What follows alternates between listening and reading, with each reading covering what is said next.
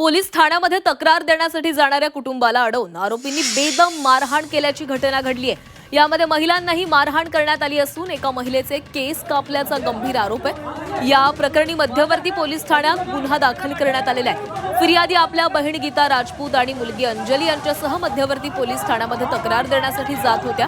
त्यावेळी तरुण मित्र मंडळ परिसरातील सार्वजनिक रस्त्यावर आरोपींनी बेकायदेशीर जमाव जमवत त्यांना अडवलं। गीता राजपूत यांनी यापूर्वी मध्यवर्ती पोलीस ठाण्यामध्ये तक्रार दिल्याचा राग मनामध्ये धरून आरोपी नितीन थोरात यांना फिर्यादीच्या डोक्यात लाकडी दांडक्यानं जोरदार मारहाण केल्याचा आरोप करण्यात आलेला आहे। तसंच इतर आरोपींनी तोंडावर आणि पाठीवर लाथाबुक्क्यांनी मारहाण केलेली आहे।